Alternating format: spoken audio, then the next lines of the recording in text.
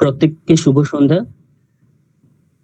আমি বাজিতপুর শারদামণি বালিকা বিদ্যালয়ের সিএসএস ভিএসি এনএসপিএফ ডিপার্টমেন্টের ভিটি নিমাই জানা। আমি আজ প্রতিনিধিত্ব করছি। আমাদের বিদ্যালয়ের পক্ষ থেকে এইচএম ম্যাডাম সুমনা পাহাড়ি ম্যাডামের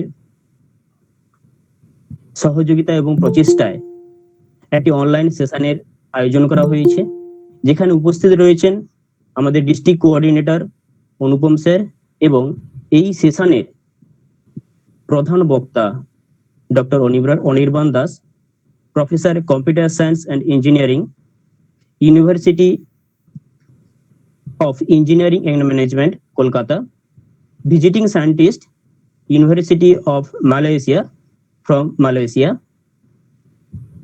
আজ আমরা প্রতিনিয়ত প্রযুক্তিগতকে সামনে রেখে ডিজিটাল টেকনোলজির মাধ্যমে আমরা ওতপ্রোতভাবে জড়িত রয়েছি, যেখানে স্মার্টফোন এবং ইন্টারনেটের মাধ্যমে যা আমরা আমাদের কোনো ডেটা এবং কোনো মানি যেগুলো আমরা আদান প্রদান করে থাকি, কিন্তু এর নিরাপত্তা নিয়ে আমরা কিন্তু সেরকম কেউ সচেষ্ট নয়। কিছু অসাধু ব্যবসায়ী বা অসাধু মানবিকতার মানুষ রয়েছেন, যারা আমাদের কিছু দুর্বলতার জায়গাগুলোকে মাথায় রেখে তাদের কিছু দুষ্টু চিন্তা ভাবনাকে কাজে লাগাচ্ছে, যার ফলে আমাদের কোনো ডেটার নিরাপত্তার সমস্যা হচ্ছে এবং আমাদের অ্যাকাউন্ট থেকে হঠাৎ করে টাকা কেটে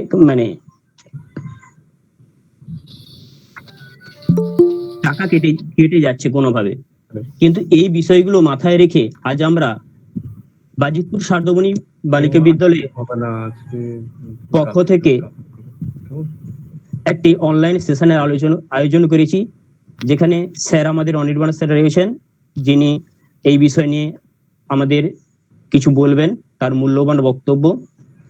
স্যারকে আমাদের এই বিষয় নিয়ে বলার জন্য অনুরোধ করছি এবং বর্দি স্যার পক্ষ থেকে অনেক অনেক স্যারকে ধন্যবাদ জানাই।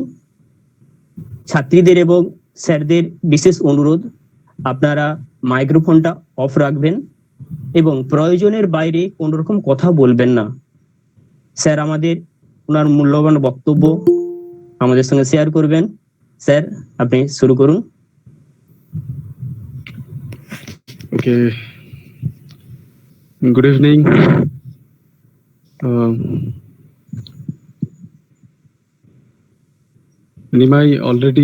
নিমাই আমার ছাত্র, অলরেডি অনেক কথা বলে ফেললো, তো সেরকম কিছু ব্যাপার নয়। আমি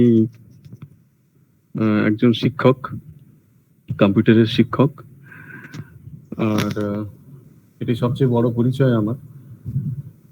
আর আমি যদিও ইউনিভার্সিটির সঙ্গে যুক্ত, কিন্তু আজকের দিনে ডিজিটাল টেকনোলজিটা এমন একটা জায়গায় এসে দাঁড়িয়েছে, সেখানে একদম গ্রাসরুট লেভেল থেকে যদি আমরা অ্যাওয়ার্ড না হই তাহলে কিন্তু খুব মুশকিল। কারণ এখন সবার হাতে হাতে স্মার্টফোন, প্রত্যেকে টেকনোলজি ইউজ করি। তো টেকনোলজি, স্মার্টফোন, বিভিন্ন অ্যাপ আমরা সবাই এখন ইউজ করি। তো ইউজটুকুই করি, কিন্তু মিসইউজটা আরো বেশি হয়ে যায়। এই জন্য যাতে আমরা ঠিকভাবে জিনিসগুলোকে ইউজ করি না। যখন যতটুকু প্রয়োজন ততটুকু কাজ সারার পরে আরো কিছুটা সময় আমরা ইন্টারনেটের দুনিয়াতে কাটাই। কিন্তু সেই সময়টা আমাদের খেয়াল রাখা দরকার কিছু কিছু অ্যাসপেক্ট, যেটা না রাখলে কিন্তু সমূহ বিপদ। আমি বাংলায় খুব একটা বক্তব্যতে স্বচ্ছন্দ নয়, তো আমার বাংলাতে একটু অসুবিধে যদি কারোর হয় কাইন্ডলি মানিয়ে নেবেন। আমি বাংলায় সুন্দর কথা বলতে পারি, কিন্তু এই বক্তব্য বলার সময় আমারও আলস্যতা আছে অনেকের মতোই। তো কারণ ইউনিভার্সিটি সিস্টেমে তো ইংলিশেই সবকিছু। তো সেই জন্য অতটা সড়গড় ভাবে হয়তো জিনিসটা আহ, আপনাদের সামনে রিপ্রেজেন্ট করতে পারছি না। তো যাই হোক, আমার কথার মাঝে মাঝে মাঝেই কিছু কিছু ইংলিশ টার্ম আসবে, সেটাকে একটু মেনে নিয়েই এগোতে হবে। তো আজকে যেটা বক্তব্য, যে ইন্টারনেট টেকনোলজি বা সাইবার ওয়ার্ল্ড যেটাকে আমরা বলি, সেখানে আমাদের অনেক অনেক এমন কিছু ডোমেইন আছে, এমন কিছু জায়গা আছে, সেই জায়গাগুলোতে আমাদের খুব সতর্ক হয়ে থাকতে হবে। সেই সতর্কতা যদি আমরা অবলম্বন না করি, আলটিমেটলি যেটা হবে যে প্রচুর পরিমাণে হ্যাকার্স বা ক্র্যাকার্স আমরা যারা বলি, তারা ইন্টারনেটের মধ্যে থাকে। তারা অ্যাকচুয়ালি ওদেরকে ইন্ট্রুডার বলা হয়, অনধিকার প্রবেশকারী। তো ওরা কি করে, যখন আমি আপনি কথা বলছি, আমি এখানে অনেক বাচ্চা বাচ্চা স্টুডেন্টরা সব আছে, আমি তুমি বলেই বলি, আমরা যখন কথা বলছি তখন, বা আমরা যখন কোনো মেল করছি, কোনো ইন্টারনেটে, কোনো ফেসবুক, বা এখন সবাই তো বিভিন্ন রকম সোশ্যাল নেটওয়ার্কসের সঙ্গে যুক্ত। তো আমরা যখন বিভিন্ন রকম কমিউনিকেশন করি, তার মাঝেই দেখা যায় যে থার্ড পার্সন কেউ একজন ঢুকে সেই ডেটাটা হ্যাক করে নেয়। মানে তুমি হয়তো কাউকে পাঠাচ্ছ, you are a very good girl, তার কাছে যখন মেসেজটা পৌঁছচ্ছে, সেটা পৌঁছচ্ছে হয়তো অন্য কোনো কিছু, যেটা মিনিংটা হয়তো হয়ে গেল ঠিক উল্টো। সেটা হয়তো এমন ভাবে চেঞ্জ করে দিলে আলটিমেটলি তোমার কাছে গিয়ে পৌঁছলো যে you are a very bad girl. So like this, বেশ কিছু সতর্কতামূলক ব্যাপার আছে, এভিনিউজ আছে, যেগুলোতে আমাদেরকে কাজ করতে হবে, যেগুলো নিয়ে আমি আজকে ডিসকাস করব। তো তার আগে যেটা বলার, যে আমাদের একটুখানি দেখে নিতে হবে যে সতর্কতা তো আমরা নেবো, কিন্তু সতর্কতা নেওয়ার প্রয়োজনীয়তাটা কতটা, সতর্কতা নিয়ে লাভটা কি, কোন জায়গাগুলো আহ, সতর্কতা নিতে হবে, এবং সতর্কতা নেবোটা কেন, সেটাই প্রথম প্রশ্ন। একটা কাজ করব, সেটা কেন করব। আজকের দিনে কম্পিউটার সায়েন্স, কম্পিউটার ওয়ার্ল্ড, সেটা এতটাই এগিয়ে গেছে, এতটাই আহ, প্রযুক্তিগতভাবে উন্নত, মানে প্রত্যেক দিনই হয়তো প্রচুর পরিমাণে ইনভেনশনস হচ্ছে, সেগুলো আমাদের কাছে আসছে হয়তো ধীরে ধীরে। মানে একটা ইনভেনশন হলো, সেটা হয়তো আমাদের কাছে আসতে বেশ কয়েকদিন সময় লেগে গেল, কিন্তু অ্যাকচুয়ালি ওইভাবেই কাজগুলো হয়। প্রচুর ইনভেনশন হচ্ছে, প্রচুর ইনোভেশনস হচ্ছে, এবং যত ইনোভেশনস হচ্ছে তত কিন্তু আমাদের সিকিউরিটিটা একটা চ্যালেঞ্জের মুখে পড়ছে। এখন একটা মানুষ বা যে কোনো একজন, প্রত্যেকে যদি তাদের কাছে একটা করে স্মার্টফোন থাকে, যে কোনো একজন চিন্তা করে দেখতে পারেন যে একজনের কাছে যদি একটা স্মার্টফোন থাকে, তার মধ্যে কতগুলো ডেটা তার সঙ্গে অ্যাসোসিয়েটেড। একটা হচ্ছে যে স্মার্টফোন যখন আছে, তার সঙ্গে যে ডেটাগুলো, যদি তার হোয়াটসঅ্যাপটা খোলা থাকে, যদি তার ফেসবুকটা খোলা থাকে, ফেসবুকের ডিটেলস, হোয়াটসঅ্যাপের ডিটেলস, সেটা একটা ডেটা, সেটা অলরেডি রয়েছে। কেউ হয়তো ওই মোবাইলের কোনো একটা অ্যাপ্লিকেশন দিয়ে সে হয়তো দেখছে যে কতটা হাঁটা যায়, মর্নিং ওয়াক বা ইভিনিং ওয়াকে কতগুলো স্টেপস হাঁটলো, সেটা হয়তো কাউন্ট করছে। কেউ হয়তো বিভিন্ন রকম মেসেজ পাঠাচ্ছে, অনেক মেসেজ তার কাছে আসছে। তো এভাবে দেখা যায় যে একটা স্মার্টফোন আজকের দিনে কারো কাছে থাকলে সে নিজেই কিন্তু প্রচুর ডেটা ক্যারি করে। তো সেই ডেটাটা অনেক ক্রুশিয়াল ডেটা হয়। সবসময় যে সব ডেটাগুলো ক্রুশিয়াল নাও হতে পারে, কিন্তু প্রত্যেকের পার্সোনাল ইনফরমেশন, সেটা তো ক্রুশিয়াল অবশ্যই। তো সেই ডেটাগুলোকে বাঁচানোর ব্যাপার, সেই ডেটাগুলোকে সঠিকভাবে সিকিউর করে রাখাটা আমাদের উচিত। আদারওয়াইজ আদারওয়াইজ যারা হ্যাকার বা ক্র্যাকার হয়, তারা কিন্তু দেখবে না যে অ্যাকাউন্টটা কার। তুমি কোনো হয়তো ব্যাংকিং ট্রানজাকশন করছো, তো সেখানে কেউ কিন্তু দেখবে না যে অ্যাকাউন্টটা অমিতাভ বচ্চনের না অনির্বাণ দাসের। ওরা দেখবে যে অ্যাকাউন্ট আছে, টাকা আছে, there is some security leakage, উড়িয়ে দাও। তো আলটিমেটলি দেখা যাবে যে একটা সার্টেন অ্যামাউন্ট অফ টাকা সেটা কিন্তু গায়েব হয়ে যায়। তো এগুলো আমাদের ট্রানজাকশনের কিছু ভুল হয়, কিছু আমরা সেটিং যেগুলো আমরা করি সেগুলো বারে বারে কিছু কিছু চেঞ্জ করা উচিত। তো সেগুলো নিয়ে ডিসকাশন আজকের। যেমন আমরা কয়েকটা এক্সাম্পল যেমন দিই, আমরা পাসওয়ার্ডটা সবসময় বলা হয় যে কোনো কিছু পাসওয়ার্ড যখন আমরা দেবো, সেই পাসওয়ার্ডটা ডেফিনেটলি 8টা ক্যারেক্টারের হবে মিনিমাম 8টা ক্যারেক্টারের হবে, and that must be a combination of your capital word, capital character, capital letter, small letter, digit, আর হচ্ছে স্পেশাল ক্যারেক্টার। তো সেগুলোর কম্বিনেশনে কোনো একটা পাসওয়ার্ড দেওয়া উচিত, তার কারণ যে কোনো পাসওয়ার্ড ব্রেক করার জন্য একটা টাইম লাগে। এই যে পাসওয়ার্ড ব্রেকিংটা কোনো স্পেসিফিক অ্যালগরিদম দিয়ে হয় না। পাসওয়ার্ড যদি তোমার একটা পাসওয়ার্ড ফেসবুকের হোক বা মেলের হোক বা কোনো ব্যাংকিং ট্রানজাকশন করছো সেখানকার হোক, তো সেই পাসওয়ার্ডটা ভাঙতে গেলে যেটা করতে হয়, একটা স্পেসিফিক অ্যালগরিদম লিখতে হয় এবং ট্রায়াল এন্ড এরর দিয়ে দিয়ে চেক করতে হয় প্রবেবল কোন কোন প্রসিডিউরস গুলো ফলো করলে আস্তে আস্তে আস্তে আস্তে পাসওয়ার্ডটা ব্রেক করা যায়। এবার বারে বারে এরকম একটা কথা বলা হয় যে এই কম্বিনেশনে যখন আমরা পাসওয়ার্ড গুলো দিই, তখন কিন্তু সেটা খুব কঠিন হয়ে পড়ে যারা হ্যাকার তাদের জন্য ওটাকে ভাঙাটা, পাসওয়ার্ডটা ব্রেক করাটা খুব কঠিন হয়ে যায়। এছাড়া যেটা হয় সেটা হচ্ছে যে একটা পাসওয়ার্ড ব্রেক করার জন্য যত যত ফাস্ট পসিবল তুমি করো না কেন, যতটাই ইজি পাসওয়ার্ডই দাও, মোটামুটি ভাবে দেখা গেছে এরকম একটা ট্রেন্ড যে 3 থেকে 4 মাস সময় লেগে যেতে পারে।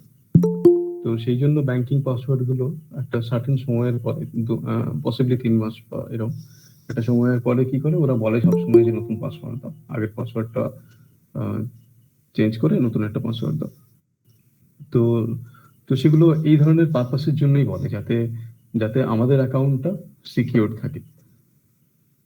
তো এটা একটা ব্যাপার। আর আজকের আলোচনার মধ্যে আরেকটা জিনিস আসবে যে রিসেন্ট ট্রেন্ডস মানে কম্পিউটার সায়েন্সের বা internet technology whatever you say, ওগুলোর উপরে আজকের দিনে কি ধরনের কাজ হচ্ছে তার কিছু গ্লিম্পস আমি বলবো। সেগুলো দেখলে বুঝতে পারবে যে প্রচুর কোন জায়গায় আজকে ইনোভেশনটা পৌঁছে গেছে।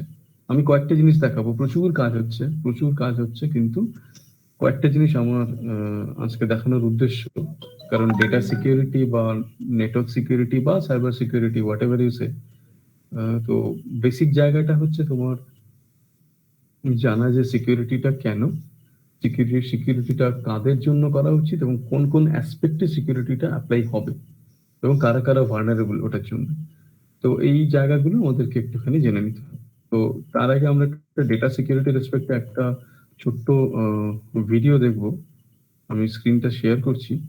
একটা ভিডিও দেখবো যেখানে আমরা দেখবো এখন রিসেন্ট যে ট্রেন্ড গুলো চলছে কম্পিউটার সায়েন্সের, সেখানে কিভাবে ডেটাটা জেনারেট হচ্ছে, কতভাবে ডেটা জেনারেট হচ্ছে। এরকম একটা বলা হয় যে 2012 এই যে এজটা, এই যে যুগটা, এটাকে ডিজিটাল এজ বলে। Digital age in the sense যে ম্যাক্সিমাম ডিজিটাল ডেটা এখন আমরা জেনারেট করছি। মানে এরকম বলা হচ্ছে 2012 এর আগে যত ডেটা পৃথিবীতে এসছে, যত ডেটা, যে কোনো রকম বই, যে কোনো রকম ডিজিটাল কন্টেন্ট, যে কোনো রকম সাহিত্য, হোয়াটএভার লিটারেচার, যা কিছু এসছে সমস্ত মিলে যে ডেটার পরিমাণ, সেটা কিন্তু এই 2012 থেকে 2020 মধ্যে অনেক গুণ ছাপিয়ে গেছে। তার মানে 2012 থেকে 2020 মধ্যে এত ডেটা জেনারেট হয়েছে পৃথিবীতে, সেই ডেটাটাকে যদি আমরা ঠিকভাবে ম্যানেজ করতে না পারি, সেটা খুব মানে আলটিমেটলি সেটা খুব ডেট্রিমেন্টাল হবে, প্রচন্ড রকম যেটা ক্ষতির দিকে যাবে। তখন দেখা যাবে যে হিউজ সব ডেটা সব লিক হয়ে যাচ্ছে। আলটিমেটলি প্রত্যেকটা অনেক মানুষ নিঃস্ব হয়ে যেতে পারে, ব্যাংকিং পুরো সিস্টেম ভেঙে পড়তে পারে, অনেক কিছু হতে পারে। ব্যাংকিং সিস্টেম কেন, একটা কোনো দেশের সিকিউরিটি সেটাও ভেঙে পড়তে পারে। তো there are so many applications, so many aspects rather, যেগুলো আমাদেরকে একটু চিন্তা করে নিতে হবে, যেগুলো আমরা আজকে ডিসকাস করব। তো আজকে দেখে নিই, আজকে যদি একটা স্মার্ট টেকনোলজি যদি আমরা একটা বাড়ির মধ্যেই লাগাই, একটা বাড়ির মধ্যে যদি আমরা একটা স্মার্ট কিছু টেকনোলজি লাগাই, তাহলে কি ধরনের ডেটা জেনারেট হচ্ছে এবং সেগুলো কিভাবে ম্যানেজড হচ্ছে সেটার জন্যই এই ভিডিওটা দেখানো। একটুখানি আমি আমার স্ক্রিনটা শেয়ার করব।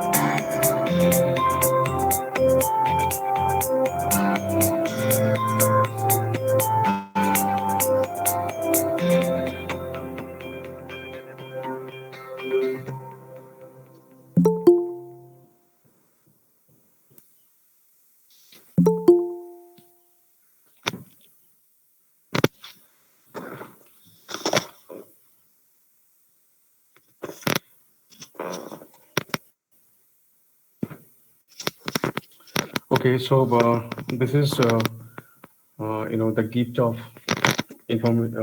IoT, internet of things. এটা হচ্ছে তোমাদের কম্পিউটার সায়েন্সের একটা বড় রিসার্চের এরিয়া। ইন্টারনেট অফ থিংস এর মাধ্যমে আমরা এইভাবে আমাদের ডেইলি লাইভলিহুডটাকে আমরা এইভাবে কিন্তু সাজিয়ে ফেলতে পারি। এখানে আমরা দেখতে পেলাম যে বেশ কিছু ইনফরমেশন যেগুলো জেনারেট হচ্ছে এবং প্রত্যেকটা নোটিফিকেশন সব জায়গায় যাচ্ছে। মানে ছেলেটা যখন ফুটবল খেলছে, সে লাস্ট ইয়ারে কতগুলো গোল করেছিল, এখন তার স্কোরটা কত সেটাও যেমন যাচ্ছে, এবং এটাও যাচ্ছে ওয়েদার রিপোর্ট যে এখন সে খেলতে পারে কারণ বৃষ্টি হওয়ার কোনো চান্স নেই। ইভেন যখন রেফ্রিজারেটরটা বন্ধ না করে চলে গেল, নোটিফিকেশন গেল, ছেলেটা কিন্তু ফিরে এসে আবার সেটা বন্ধ করলো। তো এই ধরনের প্রত্যেকটা জিনিস কিন্তু আমাদের লাইফের সঙ্গে কিন্তু জড়িয়ে গেছে, এবং এইভাবেই প্রত্যেকটা সিটি, স্মার্ট সিটি স্পেসিফিক্যালি যেগুলো এখন আছে, স্মার্ট সিটি গুলো কিন্তু এইভাবেই ডিজাইন হচ্ছে।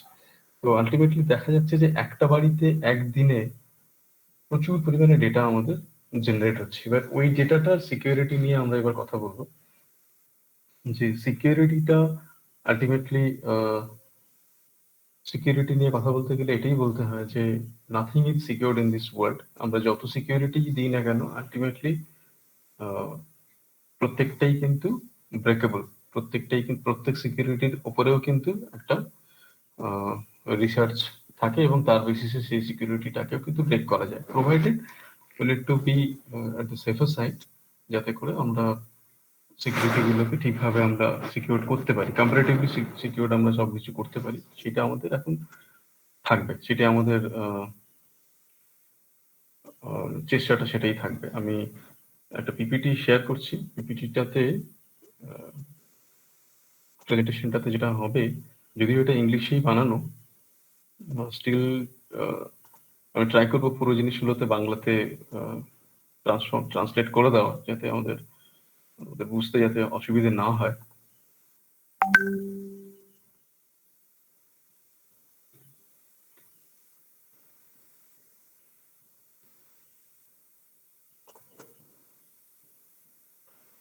Okay, so the topic is glimpses on cyber awareness and security of recent trends.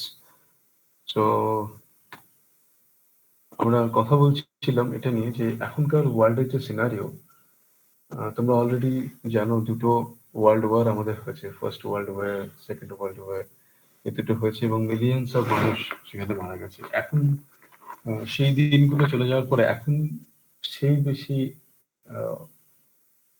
Secured যে কিন্তু হচ্ছে তার বিজনেস বা তার সিকিউরিটি, যেটা সাইবার সিকিউরিটি বেসড যে অ্যাসপেক্টস গুলো, সেইগুলোতে যে অতটা সিকিউর, সেটাই হচ্ছে কিন্তু এখন যে লড়াইটা এখন সারা বিশ্বে চলছে, সেটা কিন্তু এই জায়গা দখল নিয়ে নয়। আগে সবাই যেগুলো ওয়ার গুলো হতো সেগুলো দেশ দখলের লড়াই হতো, তাই তো। মানে একটা কান্ট্রি চাইলো যে বেশ কিছুটা অধিকার করে নেবে, সেইভাবে তো আগে সাম্রাজ্যবাদটা সেরকম ছিল। এখন ব্যাপারটা কিছুটা অন্যরকম। এখন হচ্ছে যা কিছু যুদ্ধ সেটা হচ্ছে কিন্তু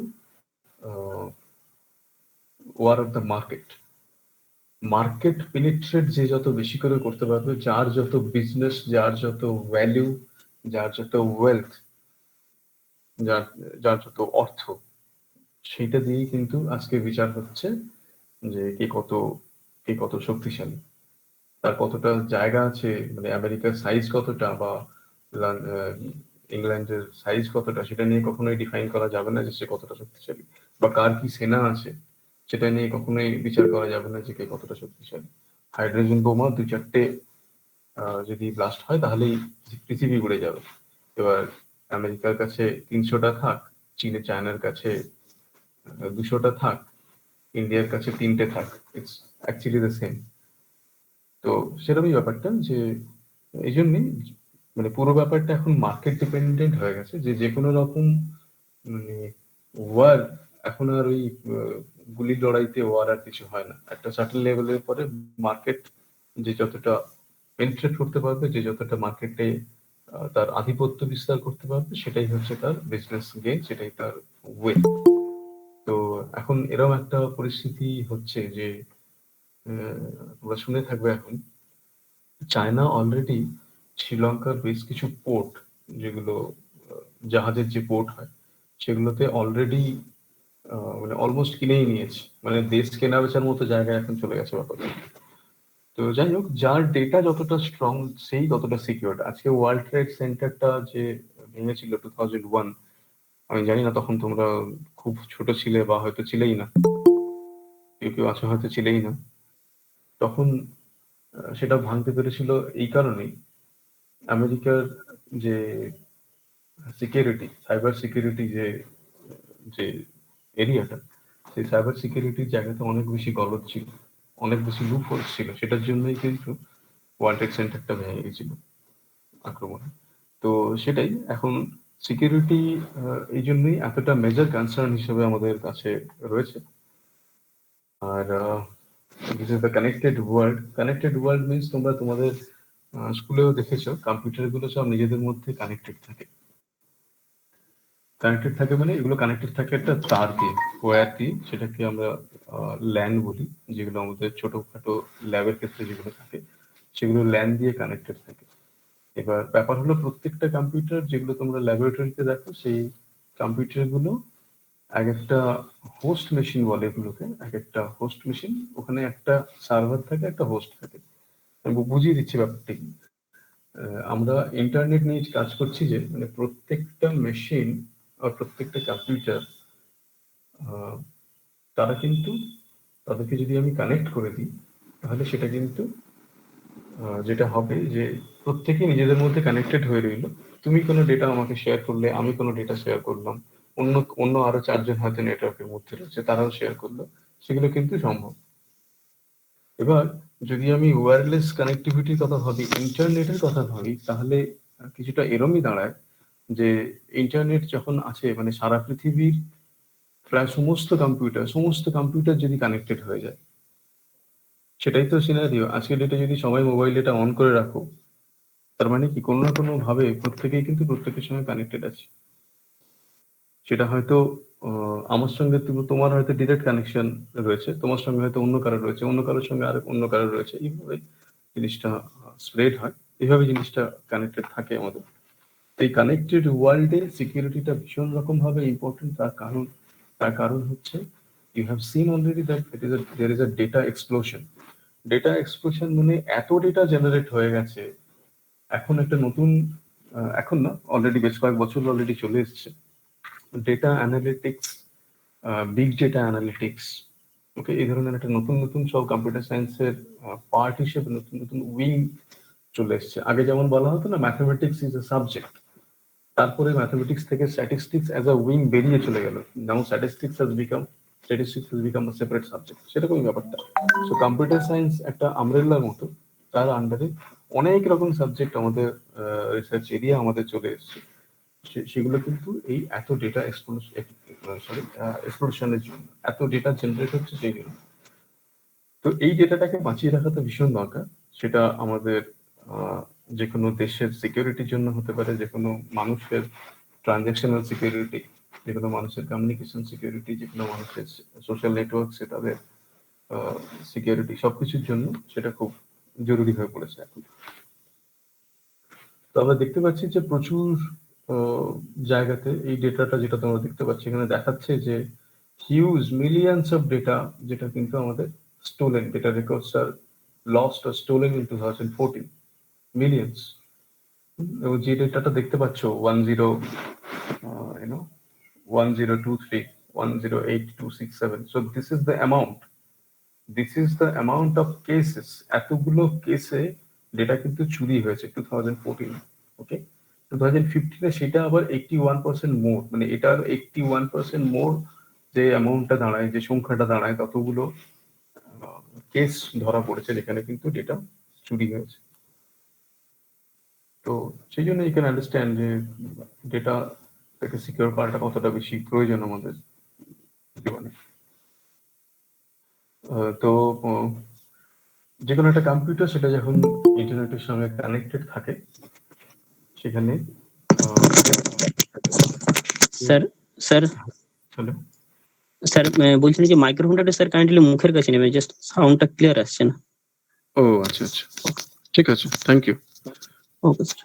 সো ঠিক আছে, তো আমি বলছি যে কম্পিউটার যখন আমরা কানেক্ট করি ইন্টারনেটের সঙ্গে, তখন কিন্তু যারা অ্যাটাকার থাকে, যারা তোমার হ্যাকার বা ক্র্যাকার আমরা বলি, তাদের কিন্তু টার্গেটটা এটাই থাকে, কোন চেনটা সবচেয়ে বেশি দুর্বল সেই জায়গাটা থেকেই কিন্তু আমরা অ্যাটাকটা করব, মানে হ্যাকাররা অ্যাটাকটা করবে। যেমন এখানটা দেখতে পাচ্ছ যে এই জায়গাটা একটা জাস্ট এটা প্রতীকী মাত্র। এইভাবে তুমি দেখতে পারো যে যে আমরা ওয়্যারলেস বা যে চ্যানেলটা আমরা ইউজ করি ইন্টারনেটে ইউজ করি আমরা কমিউনিকেশন করার জন্য, সেখানে যদি সেই চ্যানেলটা যদি সিকিউরড না হয়, তাহলে কিন্তু এটা হাই চান্স থাকবে অ্যাটাক হওয়ার। এগুলো ডিফারেন্ট স্টাডি ডোমেন, এগুলো তোমাদের দরকার নেই। ওকে, সো এখন আমাদের দেখতে হবে যে some fundamental questions. What is a security? Security, as the dictionary says, freedom from risk or danger. Okay, that is one thing. যে কোনো রকম রিস্ক বা ডেঞ্জার থেকে আমাদের সিকিউরড, সেখান থেকে আমরা ফ্রিডম যদি পাই, freedom from anxiety, fear, confidence, সেটা এক ধরনের সিকিউরিটি হয়। আর আরেকটা হচ্ছে something that gives you the safety. Safety কোন ধরনের সেন্সে? সিকিউরিটি মিনস সেফটি কোন ধরনের ক্ষেত্রে? তুমি তোমার স্কুলে রয়েছে, তোমার স্কুলে একজন কোনো সিকিউরিটি পার্সোনাল রয়েছেন, যাতে কোনো সাসপিসিয়াস কিছু না ঘটে সেগুলো দেখার জন্য। কোনো গভর্নমেন্ট সেই হয়তো তোমার সিকিউরিটি মেজার্স এর জন্য কিছু কিছু ফায়ারওয়েল বা কিছু নতুন টেকনোলজি সেটা হয়তো অ্যাডপ্ট করেছে যাতে তার ডেটাগুলো সিকিউর থাকে। ওকে, so like this there are so many ways you can define a security. Okay, now why do you need it? সেটা হচ্ছে প্রথম দরকার, কেন আমাদের দরকার। তো এখনকার দিনে তোমরা সবাই জানো যে আমরা ডেবিট আর ক্রেডিট কার্ডের পিন সবাই বলে ওটাকে সিকিউর করে রাখতে, ওটা কাউকে শেয়ার করার জন্য নয়, বা মেলের পাসওয়ার্ড বা ট্রেড সিক্রেট, মেডিকেল রেকর্ড যেগুলো থাকে আমাদের, সেগুলো শেয়ার করতে বারণ করে। সেগুলো বারণ করে এই জন্য কারণ সেটা তোমার পার্সোনাল ইনফরমেশন। ডেবিট আর ক্রেডিট কার্ডের পিন যদি জেনে যায়, আলটিমেটলি কি হয়? আলটিমেটলি সবকিছু, মানে সমস্ত অ্যামাউন্ট সব কিন্তু সরে চলে যাবে অন্য কোনো অ্যাকাউন্টে। তো অ্যাকচুয়ালি আমাদের টার্গেটটা এটাই হচ্ছে যে অ্যাক্সেসটা আমরা যখন করব ইন্টারনেট, তখন এমন কিছু সিকিউরিটি মেজার্স ফলো করব যাতে এই জিনিসগুলো আমাদের, মানে এই যে সিকিউরিটি যে থ্রেটগুলো, সেই থ্রেটগুলো থেকে আমরা সরে থাকতে পারি। Now thing is who is vulnerable, মানে কারা কারা এফেক্টেড হতে পারে। এই সিকিউরিটিটা যদি কম্প্রোমাইজড হয়, সিকিউরিটিটা যদি ভেঙে পড়ে, তোমার সমস্ত ফিনান্সিয়াল ইনস্টিটিউশনস বা ব্যাংক, সেই সেক্টরটা পুরো ভেঙে যাবে। ইন্টারনেট সার্ভিস প্রোভাইডার্স এখন যেটা তোমরা দেখতে পাচ্ছ, ভোডাফোন, জিও, এদের যে সেক্টরটা, যারা ইন্টারনেটটা দেয়, যারা ইন্টারনেটটা হচ্ছে তোমার ফোনে ইন্টারনেটটা চলছে তাদের সার্ভিসটা প্রোভাইড করার জন্য, সো তারা এফেক্টেড হবে। ফার্মাসিউটিক্যাল কোম্পানিজ গুলো এফেক্টেড হবে, কারণ ওদের যে মেডিকেল সিক্রেট গুলো, আজকে একটা কোনো ওষুধ যখন তৈরি হচ্ছে ফার্মাসিউটিক্যাল কোম্পানিতে, তাদের একটা কিন্তু ট্রেড সিক্রেট থাকে, যে সবাই জানে যে কম্পোজিশনটা কি আছে, কিন্তু অ্যাকচুয়ালি দের ইজ সামথিং যেটা দিয়ে কিন্তু ডিফারেন্সিয়েট করা যাবে, যে মানে ক্যালপল আর ক্রোসিনের মধ্যে কিন্তু ডিফারেন্সিয়েট তুমি করতে পারবে, লাইক দ্যাট।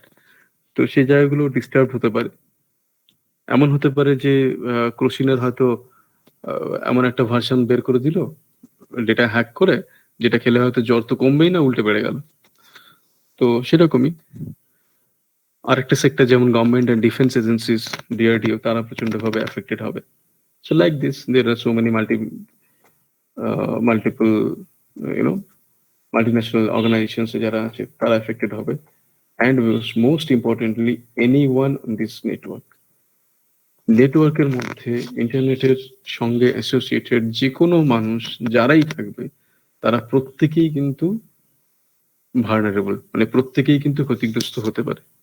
সেই জন্যই সিকিউরিটি মেজার্সটা আমাদের সবার জন্য দরকার। তো দিস ইজ সাম প্রিলিমিনারি, এগুলোতে আমি যাচ্ছি না। কয়েকটা জিনিস শুধু বলার আছে, যে কনফিডেন্সিয়ালিটি, ইন্টিগ্রিটি আর অ্যাভেলেবিলিটি, এই তিনটে কম্পোনেন্টের ওপরেই কিন্তু হচ্ছে ইনফরমেশন সিকিউরিটিটা অ্যাকচুয়ালি দাঁড়িয়ে থাকে। সো এই তিনটে টার্ম আমি একটু আলোচনা করে দিই। কনফিডেন্সিয়ালিটি মানে হচ্ছে যে তোমার ডেটা, সেটা কখনো আনঅথরাইজড অ্যাক্সেস কেউ করতে পারবে না। মানে তুমি কখনোই তোমার পাসওয়ার্ডটা কাউকে দিয়ে বলবে না, এই যে আমি এই পাসওয়ার্ডটা দিয়ে দিলাম, তুই এখান থেকে ওই কাজটা করে দিস আমার মেলে ঢুকে। This is strictly prohibited. তুমি জানো না ওখান থেকে কত কি হয়ে যেতে পারে। So this is the confidentiality. So সেখানে বলা হচ্ছে যে তোমার আনঅথরাইজড অ্যাক্সেস কখনোই এন্টারটেইন করা উচিত না। ইন্টিগ্রিটি বলছে প্রোটেকশন ফ্রম আনঅথরাইজড মডিফিকেশন। একটা হচ্ছে অ্যাক্সেস, একটা হচ্ছে মডিফিকেশন। অ্যাক্সেস করা হচ্ছে মানে হচ্ছে জিনিসটা কাইন্ড অফ রিড অনলি, তুমি দেখতে পারো, কিন্তু তুমি কোনো চেঞ্জ করতে পারো না। কোনো একটা ডেটা কনফিডেন্সিয়ালিটিতে বলা হচ্ছে যদি আনঅথরাইজড ওয়েতে যদি সেটাকে অ্যাক্সেস করা হয়, তার মানে তুমি ডেটাটা দেখতে পেলে, কোনো একটা ফাইল হয়তো তুমি কারোর দেখতে পেয়ে গেলে, সেটা তুমি দেখতে পেলে সেই অবধি ঠিক ছিল, কিন্তু সেই ফাইলটা তুমি মডিফাই করতে পারবে না, চেঞ্জ করতে পারবে না। ঠিক আছে, সো আনঅথরাইজড মডিফিকেশন সেটা কিন্তু রেস্ট্রিক্টেড হবে, সেটাকে আমরা ইন্টিগ্রিটি বলছি। আরেকটা হচ্ছে তোমার অ্যাভেলেবিলিটি, সেটা বলছি ইন্টারাপ্টেড ইন ওয়ার্কস।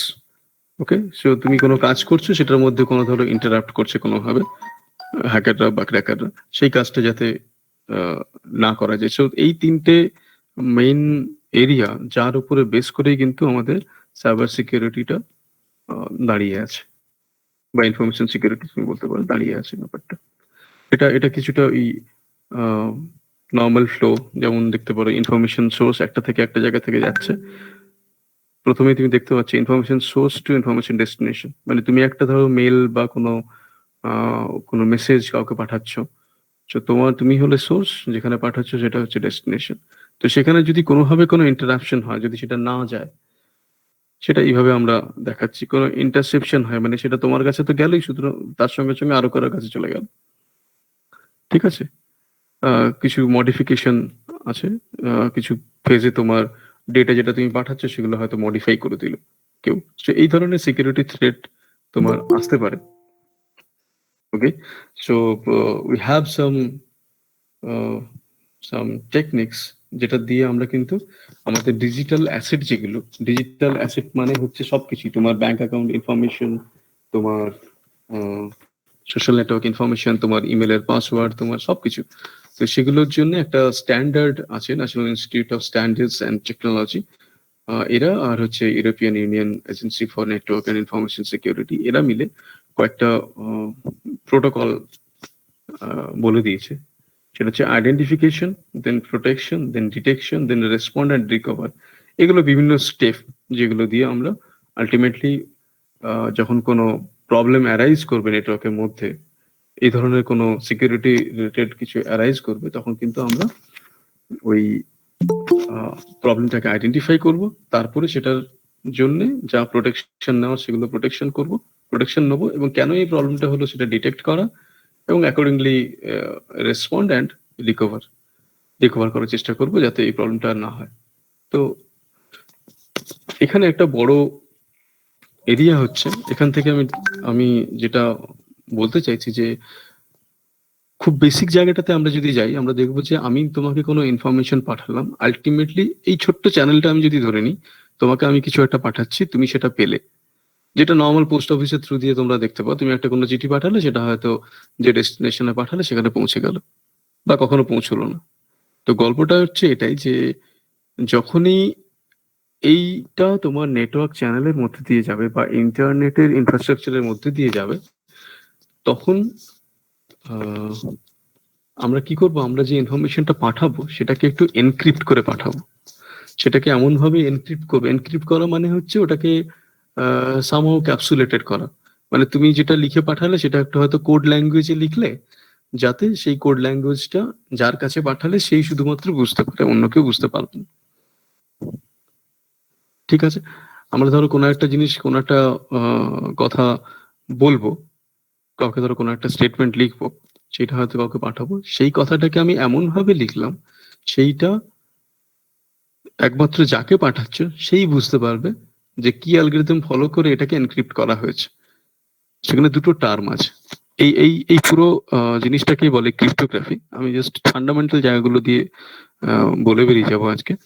সেটা হচ্ছে যে তুমি একটা ডেটা তুমি দিলে, সেই ডেটাটাকে তুমি যেটা লিখলে কমিউনিকেট করার জন্য, সেটাকে তুমি সিকিউর করলে। ধরো তুমি লিখলে এবিসি, এবিসি এই কথাটা তুমি বলতে চাচ্ছ।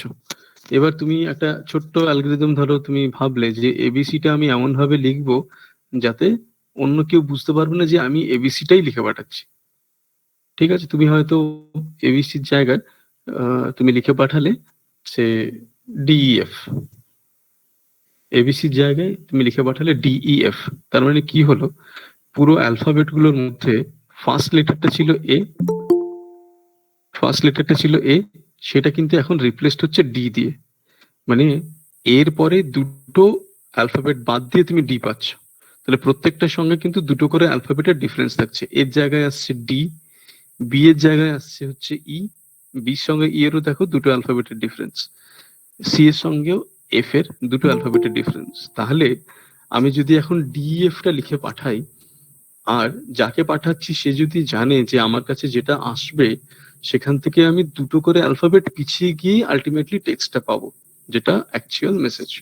তাহলে যখন ডিইএফ টা কেউ দেখতে পাবে, ধরো তুমি যখন পাঠাচ্ছ তোমার কমিউনিকেশন, কোনো মেলে পাঠাচ্ছ বা কোনোভাবে মেসেজ পাঠাচ্ছ কোনো ফ্রেন্ডকে, তখন যদি কোনো হ্যাকার বা ক্র্যাকার যখন সে দেখবে, সে কিন্তু ডিইএফ ই দেখবে, সে কিন্তু দেখবে না যে এবিসিটা পাঠাচ্ছ তুমি, এবিসিটাকে ডিইএফ এর ফর্মে পাঠাচ্ছ। তাহলে ফার্স্ট থিং হচ্ছে যেটা, যে তোমার আসল টেক্সট যেটা সেটাকে বলি আমরা প্লেন টেক্সট, আসল টেক্সট যেটা সেটাকে বলি আমরা প্লেন টেক্সট। এই প্লেন টেক্সটটা হচ্ছে এবিসি। ওকে, সেই প্লেন টেক্সটটা হচ্ছে এবিসি, যেটা অরিজিনাল মেসেজ। আর যখন তুমি ওটাকে এনক্রিপ্ট করে দিচ্ছ, ওটাকে যখন মডিফাই করে অন্য কিছু লিখছো একটা কোড দিয়ে, তখন সেটা হয়ে যাচ্ছে ডিইএফ। তাহলে এই ডিএফ যেটা তৈরি হলো, যেটা তুমি পাঠাবে অ্যাকচুয়ালি কমিউনিকেশন চ্যানেলের মধ্যে দিয়ে, সেই ডিএফ টাকে আমরা বলছি হচ্ছে সাইফার টেক্সট। ঠিক আছে, তাহলে প্লেন টেক্সটটা সেই টেক্সট যেটা আমি অরিজিনাল মেসেজ, যেটা আমার অরিজিনাল মেসেজ সেটা হয়তো এবিসি, আর যেটা আমি পাঠাচ্ছি কমিউনিকেশন চ্যানেলের মধ্যে দিয়ে সেটাকে বলছি আমরা সাইফার টেক্সট। তো সেই সাইফার টেক্সট যেটা, সেটা হয়ে গেল ডিইএফ। এবার ডিইএফ টা কমিউনিকেশন চ্যানেলের মধ্যে দিয়ে গেল, যাওয়ার পরে যখন রিসিভারের কাছে পৌঁছবে, তোমার ফ্রেন্ডের কাছে যখন পৌঁছবে, সে কিন্তু তখন জানে যে ডিইএফ যেটা এসছে সেটা অরিজিনাল মেসেজ নয়, ওটাকে ডিক্রিপ্ট করতে হবে। আগে আমি প্লেন টেক্সটটাকে এনক্রিপ্ট করেছিলাম, করার পরে এবিসিটাকে ডিইএফ এ ট্রান্সফর্ম করেছিলাম। ঠিক আছে, তাহলে প্লেন টেক্সট যেটা এবিসি ছিল সেটা প্লেন টেক্সট বলে, PLAIN TXT। আমি দেখাচ্ছি, এখানে আছে হয়তো। প্লেন টেক্সট যেটা, সেটাকে আমরা এনক্রিপ্ট করে সাইফার টেক্সট বানাচ্ছি, সেটা হচ্ছে ডিইএফ। এবার সাইফার টেক্সটটা যখন পৌঁছলো, যখন ইয়ের কাছে, তোমার রিসিভারের কাছে, তখন ওই সাইফার টেক্সটে কি হবে, ডিইএফ হিসেবেই এলো। এবার রিসিভার যে তোমার ফ্রেন্ড, সে কিন্তু জানে যে যেটা সাইফার টেক্সট আছে সেখানে একটা ছোট্ট কোড করা আছে, সেটা হচ্ছে ওই ডিইএফ টাকে দুটো অ্যালফাবেট করে পিছিয়ে আলটিমেটলি আমি প্লেন টেক্সটটা পাবো, অরিজিনাল মেসেজটা পাবো। So plain text is the original message, আর সাইফার টেক্সটটা হচ্ছে এনক্রিপ্টেড মেসেজ। এবার এনক্রিপ্টেড মেসেজ যেটা, সেটা ডিইএফ, সেইটাকে আমি ডিক্রিপ্ট করে আমি কিন্তু আবার প্লেন টেক্সটটা পেয়ে যাব। কিভাবে ডিক্রিপ্ট করব, ডিইএফ আমার ছিল, ওখান থেকে দুটো করে অ্যালফাবেট পিছিয়ে যাব, মানে ডি হয়ে যাবে এখন এ, ই হয়ে যাবে বি, এফ হয়ে যাবে সি। তো এটা একটা জেনারেল এক্সাম্পল যেটা দিয়ে আমরা মানে বুঝতে পারি যে কিভাবে আমরা ডেটাটাকে এনক্রিপ্ট করব আর কিভাবে ওটাকে রিসিভার কিভাবে ওটাকে ডিক্রিপ্ট করে আলটিমেটলি পেয়ে যাবে হচ্ছে তোমার প্লেন টেক্সটটা। তো এখানে দেখো একটা কনফিডেন্সিয়াল একটা দেখাচ্ছে অ্যালিস একটি মেয়ে, সে তার ফ্রেন্ড ববকে পাঠাচ্ছে একটা মেসেজ যে অ্যাটাক অ্যাজ ডন, এরকম একটা কিছু মেসেজ লিখে সে পাঠাচ্ছে। এবার এই যে কমিউনিকেশন লিঙ্কটা, সেই লিঙ্কটা আনট্রাস্টেড, সেই কমিউনিকেশন লিঙ্কটা কিন্তু সিকিউরড নয়। এখানে there is someone senorita, so she is actually representing the hacker's role. ও কি করলো, একটা ইন্ট্রুডারের মতো করে ও কিন্তু এই মেসেজটাকে নিয়ে ও এখানে ক্র্যাক করার চেষ্টা করলো, করে অন্য কোনো মেসেজ এখানে হয়তো দিল, অ্যাটাক এস ডন দিয়েছে, এ হয়তো দিয়ে দিল attack at night. Ultimately Bob যখন মেসেজটা পাবে, যেহেতু এটা আনট্রাস্টেড চ্যানেল, বব যখন যেটা পাবে সে কিন্তু সঠিক ইনফরমেশনটা পেল না। ওকে, সো এরমই জিনিসগুলো হয়। তো আমরা এনক্রিপশনে যেটা করব সেটা হচ্ছে যে আমরা এই মেসেজটাকে, যে মেসেজটা অ্যালিস পাঠাতে চাইছে, সেই মেসেজটাকে আমরা এনক্রিপ্ট করে দেবো। এবার এনক্রিপ্ট করার পরে এই যে মেসেজটা, যেটা আমার অরিজিনাল মেসেজ, সেই মেসেজটা হচ্ছে আমার প্লেন টেক্সট, সেটা কিন্তু কনভার্টেড হয়ে গেল এখন সাইফার টেক্সটে। নাও এই সাইফার টেক্সটে এবার কিন্তু ববের কাছে যাবে, বব এবার ডিক্রিপশন অ্যালগরিদম ইউজ করে এটা থেকে চেঞ্জ, সাইফার টেক্সটটা তুমি দেখতে পাচ্ছ যে এটা অ্যাকচুয়ালি একটা এনক্রিপ্টেড ওয়ান, এটা দেখে কোনোভাবেই বুঝতে পারবে না যে কি অ্যাকচুয়ালি লেখা আছে। তো এইটাকে কিন্তু ব্রেক করাটা অনেক বেশি কঠিন।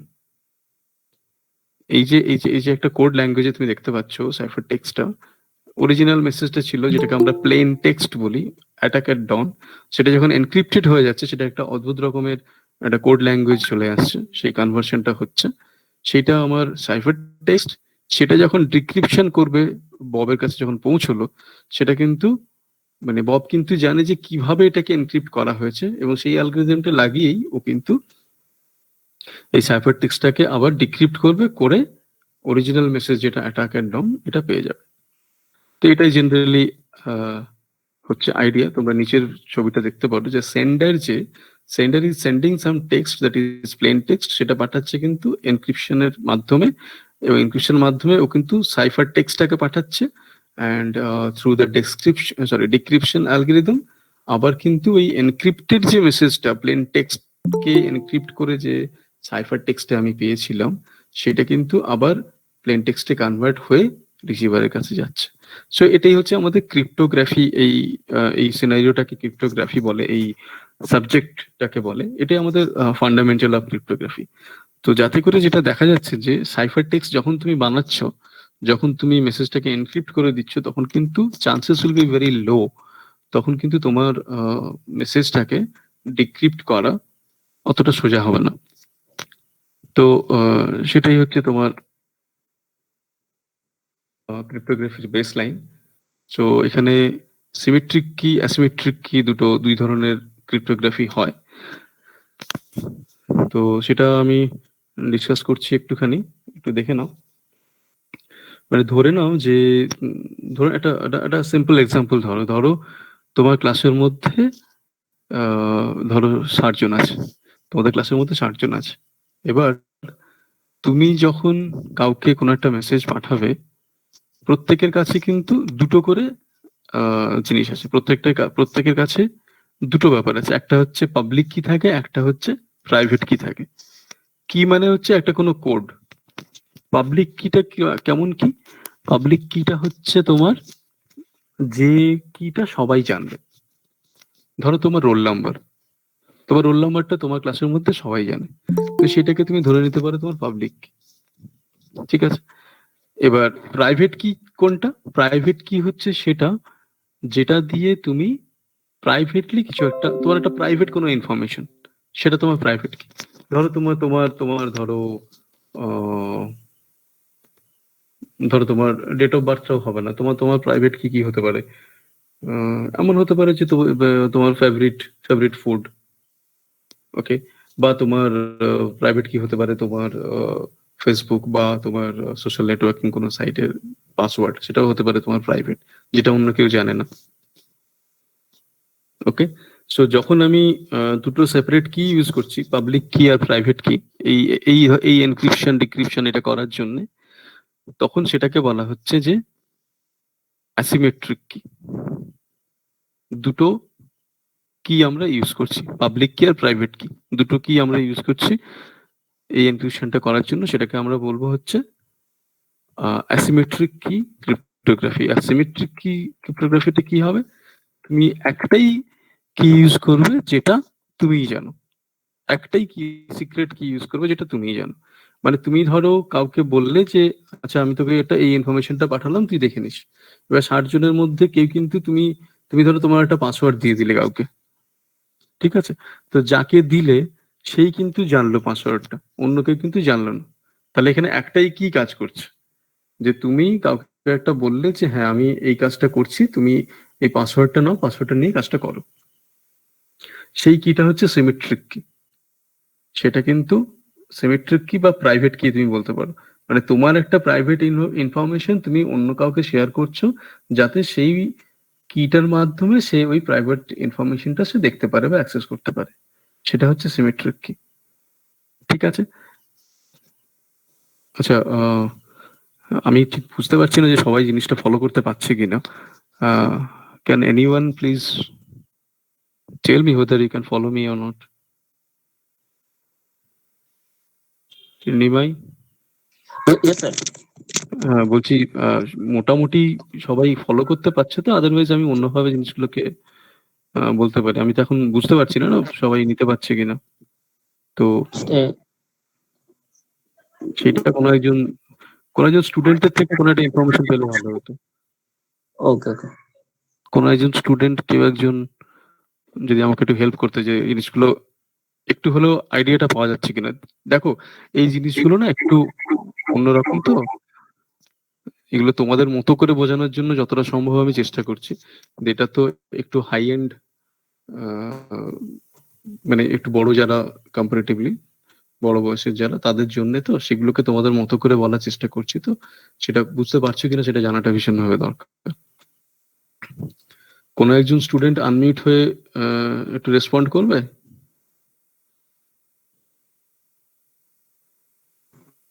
Yes sir.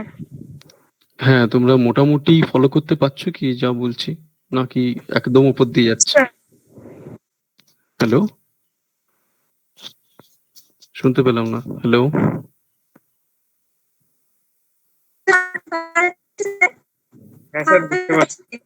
হ্যাঁ স্যার, বুঝতে পারছি।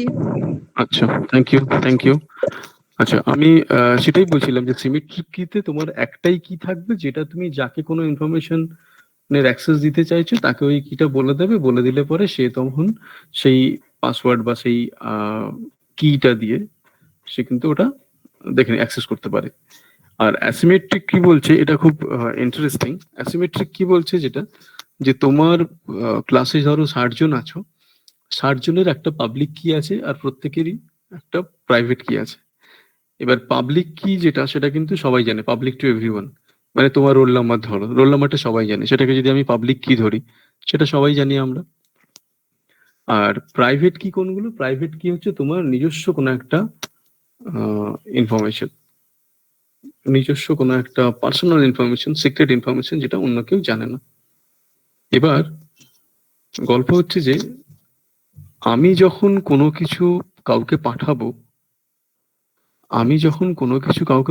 ধরো রোল নাম্বার 23 কে আমি একটা মেসেজ পাঠাবো, তখন আমি কি করব, রোল নাম্বার 23 যেটা পাবলিক কি, সেটা তো আমি জানি, সেটা তো ক্লাসে সবাই জানে। রোল নাম্বার 23 যদি আমি ধরে নিই কোনো একটি মেয়ে, তার তার পাবলিক কিটা তো সবাই জানে, প্রত্যেকের পাবলিক কি প্রত্যেকে জানে। তাহলে আমার রোল নাম্বার ধরো সে 50, আমি চাইলাম যে রোল নাম্বার 23 কে আমি একটা মেসেজ পাঠাবো। তাহলে আমি যদি 23 যেটা ওর পাবলিক কি, সেইটা দিয়ে কোনো একটা মেসেজকে এনক্রিপ্ট করি, সেটা আমার টার্গেট। 23টা তো পাবলিক, সেই পাবলিক কি দিয়ে আমি এনক্রিপ্ট করে দিলাম কোন একটা মেসেজ। সেই এনক্রিপশনের পরে সেই জিনিসটা যখন আমি নেটওয়ার্কে ছেড়ে দিলাম, সেটা আলটিমেটলি ব্রেক করতে সেই পারবে, মানে যার পাবলিক কি দিয়ে আমি এনক্রিপ্ট করে দিলাম তারই প্রাইভেট কি দিয়ে কিন্তু মেসেজটা ডিক্রিপ্ট হবে।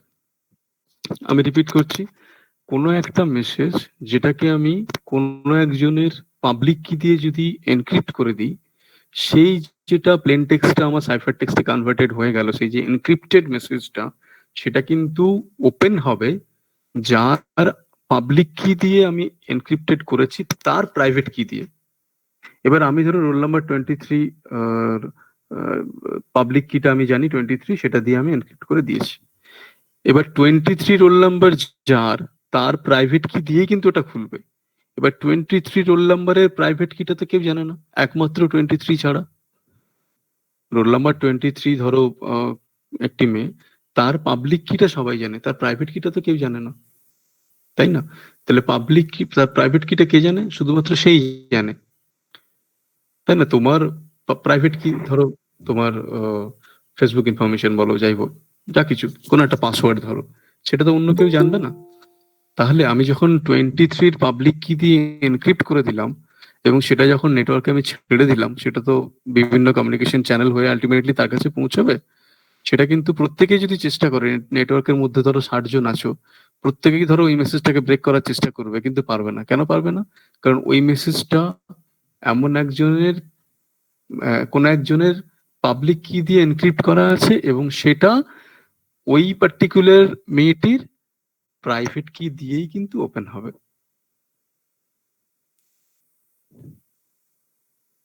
তাহলে একমাত্র রোল নাম্বার 23 যার, তার যেটা প্রাইভেট কি, সেটা ইউজ করেই কিন্তু ওটা ওপেন হবে, মানে তখন জিনিসটা 23 কাছে পৌঁছে গেল আলটিমেটলি। তাহলে এটারই ব্যাপার, মানে কোনো একটা ধরো কোনো একটা বক্স, ধরো কোনো একটা ক্লাসের মধ্যে তোমরা নিয়ে গেলে, সেটা কিছুতেই খুলছে না, কারণ সেটা এমন একটা চাবি দিয়ে আটকানো আছে, সেটা কোনো একজনের কাছে আছে, তার কাছে গিয়েই খুলবে। সো সেরকমই ব্যাপারটা।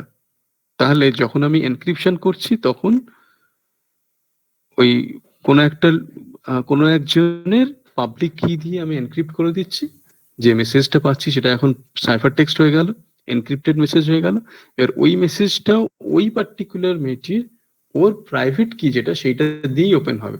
এবার সেটা কে জানে? একমাত্র ওই মেয়েটিই জানে তার প্রাইভেট কি, আর তো কেউ ক্লাসের মধ্যে জানে না। তার মানে আলটিমেটলি ওই ওই জিনিসটা, ওই যে মেসেজটা, ওটা তাহলে রোল নাম্বার 23 কাছেই পৌঁছলো। তো এইভাবেই আমরা এনশিওর করি যে ক্রিপ্টোগ্রাফি থ্রু দিয়ে কিভাবে একটা ডেটাকে তুমি সিকিউরলি অন্য একজনের কাছে পৌঁছে দিতে পারবে। তো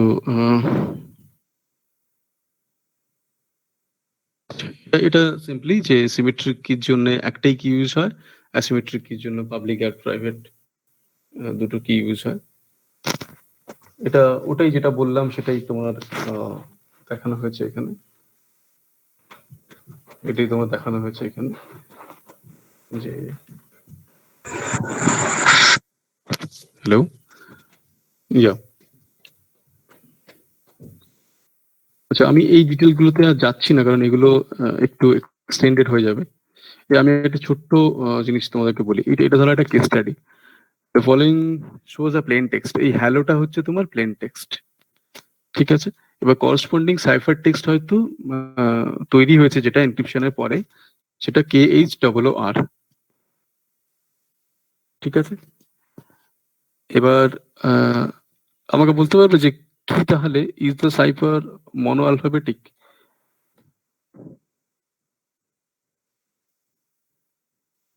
এটা তোমাদের জন্য একটু কঠিন হয়ে যাচ্ছে, ছেড়ে দাও।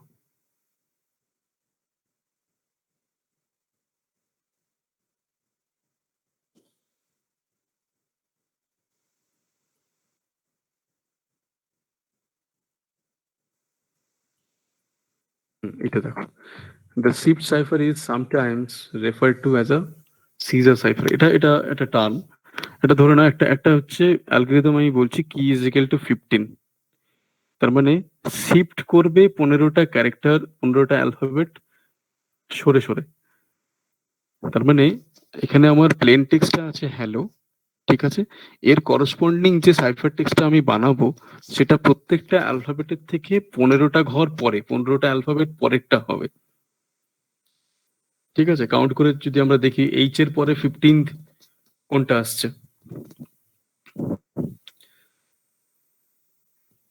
এইচ এর পরে I J K L M N O P Q R S T U V W X Y Z. Okay, so we can see one thing, 15টা ক্যারেক্টার পরে তোমার আসছে যেটা, each character is shifted to 15 characters down, letter H is encrypted to W.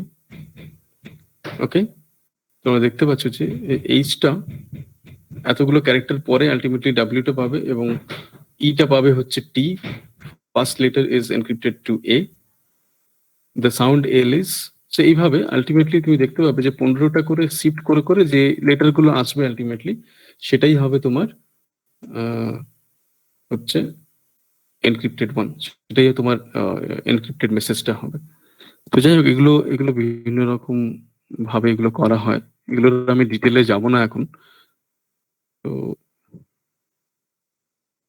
যেটা আমি বোঝাতে চাইলাম যে ক্রিপ্টোগ্রাফি এমন একটি এরিয়া যেটা থ্রু দিয়ে কিন্তু আমরা এগুলোকে, এই চ্যানেলগুলোকে সিকিউর করতে পারি। আর ক্রিপ্টোগ্রাফির পরে আরো একটা নতুন ডাইমেনশন এসছে এখন কম্পিউটার সায়েন্সে, সেটাকে আমরা ওই বলি হচ্ছে কোয়ান্টাম ক্রিপ্টোগ্রাফি। সেটা হচ্ছে তোমার ডেটা যেমন আমরা পাঠাচ্ছি তার সঙ্গে সঙ্গে আরেকটা ফিল্ড পাঠিয়ে দিই, সেটা হচ্ছে ডিরেকশন। যেমন আমরা ওই ভেক্টরের ক্ষেত্রে দেখি না, একটা ডিরেকশন সঙ্গে থাকে, স্কেলার ভেক্টরে যেমন আমরা দেখি দেখি সেরকমই প্রত্যেকটা ডেটার সঙ্গে আমরা একটা করে ডাইমেনশন পাঠাই, এবং সেই ডাইমেনশনটা কিন্তু এমন একটা ব্যাপার, সেই কোয়ান্টাম ভাবে যখন ডাইমেনশনটা যাচ্ছে ওইটাকে ক্র্যাক করতে পারাটা খুব মুশকিল, ক্র্যাক করতে পারে না হ্যাকাররা। তো সেটা আরো এক্সটেন্ডেড ভার্সন অফ ক্রিপ্টোগ্রাফি, ওটা ছেড়ে দিলাম। আচ্ছা, কতগুলো বেস্ট প্র্যাকটিসেস আমার বলার আছে যেগুলো তোমরা নিজেদের রিয়েল লাইফে এগুলো ফলো করে চলবে। তোমরা দেখতে পাচ্ছ এখানে কতগুলো। যদি কোনো দেখো যে কোনো একটা ওয়াইফাই, আমরা জেনারেলি হটস্পটটা তো খুব ইউজ করি, মোবাইল হটস্পট যদি কোথাও একটা ফ্রি পাই সেটাকে কানেক্ট করার চেষ্টা করি, কিন্তু এগুলো করবে না। যখনই দেখছো কোনো একটা ওয়াইফাই ফ্রিতে অ্যাভেলেবল আছে, সেটা যতক্ষণ না সিকিউরড কোনো চ্যানেলের মধ্যে দিয়ে আসে সেটা ইউজ করা উচিত না। মানে ধরো তুমি একটা কোনো রেলওয়ে স্টেশনে গেলে সেখানে কিন্তু তুমি ওয়াইফাইটা ফ্রি পেতে পারো, সেটা ঠিক আছে, কিন্তু তুমি মার্কেটের মধ্যে আসছো, কোনো এক জায়গায় দেখছো যে হ্যাঁ কারোর একটা হটস্পট ওপেন আছে, চলো ওয়েট করে আমরা কানেক্ট করে একটু ডেটা তার ইউজ করে নিই। So don't go for this practices. Okay, কোনো একটা সাইবার ক্যাফে বা বা তোমার মোবাইল যেটা আছে তোমার স্মার্টফোন, সেখানে যখনই ঢুকবে তখন ডেফিনেটলি বেরোনোর আগে লগ অফ করে বেরোবে। আর যেটা ব্রাউজিং হিস্ট্রি যেটা তোমার থাকবে, ওখানে দেখবে রাইট ক্লিক করলে ব্রাউজারের কাছে সেটিংস এর কাছে ওখানে গিয়ে রাইট ক্লিক করলে হিস্ট্রি বলে একটা অপশন আসে, সেই হিস্ট্রিতে গিয়ে তুমি সঙ্গে সঙ্গে কিন্তু পেজগুলো ডিলিট করবে যেগুলো তুমি সার্চ করেছো বা যেগুলো তুমি কাজ করেছো যেগুলোর উপরে। সেটা হচ্ছে একটা বেস্ট প্র্যাকটিস। আচ্ছা, সবসময় দেখে নেবে যে তোমার কম্পিউটার বা স্মার্টফোন সেগুলো কিন্তু অ্যান্টিভাইরাসের তোমার আছে কিনা, আর লেটেস্ট যেগুলো আপডেট থাকে সেই আপডেট গুলো করিয়েছো কিনা। মানে অনেক সময় অনেক রকম হয়, যেটা যে লেটেস্ট আপডেট গুলো দিলে কি হয়, মানে তুমি হয়তো কোনো একটা অ্যান্টিভাইরাস সফটওয়্যার তোমার মোবাইলে বা তোমার কম্পিউটারে রয়েছে, সেটা হয়তো বহুদিন আপডেট হয়নি। আলটিমেটলি কি হবে, সেই অ্যান্টিভাইরাস যে ধরনের ভাইরাস গুলোর থেকে তোমার সিস্টেমটাকে প্রোটেক্ট করতে পারতো, ঠিক আছে, তার থেকে অনেক অ্যাডভান্স লেভেলের ভাইরাস হয়তো মার্কেটে চলে এসছে। তখন কি হবে, তোমার ওই অ্যান্টিভাইরাসটা অ্যাকচুয়ালি আউটডেটেড, সেটা দিয়ে কিন্তু তোমার সিস্টেমকে তুমি ডিফেন্ড করতে পারবে না। তো ওই জন্যই ওই প্যাচ গুলো লাগিয়ে নেওয়া দরকার, যাতে করে বা মানে হচ্ছে তোমার ওই অ্যান্টিভাইরাস গুলোকে আপডেট করে নেওয়াটা ভীষণ রকম ভাবে দরকার। আচ্ছা, never ever share your one time credential. তোমাদের ওটিপি যেগুলো আছে, কখনো অনেকেই বলে যে আমি এখানে বসে আছি, ওটিপিটা আপনি দিন, একটা ওটিপি যাবে, আমি চেক করে দিচ্ছি, তার বেসিসে ফর্ম ফিল আপ হবে, এই ওই। ব্যাংকিং এর ক্ষেত্রে তো নয়, কোনো জায়গাতে নয়, কোনো রকম কোনো ফর্ম ফিল আপ অনেক সময় এটা হয়, কোনো একটা রেজাল্ট দেখবে হয়তো, কোনো কিছু অনেক সময় এমন হয়, সাইবার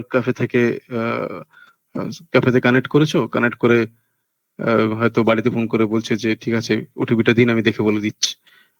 মানে কখনো এটা করবেন না, এটার থেকে যে কি ট্রিমেন্ডাস মানে একটা ডিভাস্টেটিং কিছু হয়ে যেতে পারে। তো এটা এটা কখনোই মানে প্র্যাকটিসেবল নয়। আচ্ছা, আরেকটা হচ্ছে যে যখন কোনো নেট ব্যাংকিং বা কোনো কিছু যখন করবে, তখন কোনোভাবেই ডিফারেন্ট ট্যাব যেগুলো থাকে, মানে একটা আমরা দেখি তো ব্রাউজারে অনেকগুলো ট্যাব খোলা থাকে। একটাতে গুগল চলছে, একটাতে ফেসবুক আছে, একটাতে জিমেল আছে, একটা এটা ওটা আছে, এরকম বিভিন্ন রকম থাকে। তো তো এগুলো একেবারেই না করাই ভালো। যখনই ট্রানজাকশন করবেন তখন সবসময়ই সেটা সিকিউরলি করবেন। আর যখন যে কোনো রকম পেমেন্ট করবেন তখন দেখে নেবেন যে ওখানে কোনো সিকিউরড সার্টিফাইং অথরিটি আছে কিনা। দেখে নেবেন প্রত্যেকের যে ডেবিট কার্ড বা ক্রেডিট কার্ড ইউজ করেন সেই কার্ডগুলোর উপরে ভিসা বা মাস্টার কার্ড বা রুপে এই ধরনের সার্টিফাইং অথরিটির স্ট্যাম্প আছে কিনা। সেটা যদি না থাকে, বি ভেরি ভেরি কেয়ারফুল। আর যেগুলো বলা যে স্প্যামের মেল গুলো, সেগুলো ডিলিট করে দেওয়া উচিত। কোনো আনওয়ান্টেড মেল সেগুলো এলে সেগুলো দেখা উচিত না। কোনো চেঞ্জ ফ্রিকুয়েন্টলি তোমার পাসওয়ার্ড চেঞ্জ করে রাখা দরকার। এগুলো বিভিন্ন রকম অ্যাসপেক্ট, সেগুলো আমাদের চেক করে রাখা দরকার। তো এই ছিল মোটামুটি বেসিক্স। এরপরে আমি একটা জিনিস শুধু বলে সেটা শেষ করব। সেটা হচ্ছে যে এখনকার দিনে সবাই তো আমরা অ্যাপ ইউজ করি। ল্যাপটপ সবার কাছে নাও থাকতে পারে, কিন্তু স্মার্টফোন হয়তো সবার কাছেই অলমোস্ট অনেকের কাছে অ্যাভেলেবল। তো সেখানে অনেকগুলো ব্যাপার আছে যে তোমরা বিভিন্ন ধরনের গেম খেলো, বিভিন্ন রকমের গেম ডাউনলোড করো without knowing anything about the game. সেগুলো কিন্তু ভীষণ কেয়ারফুল।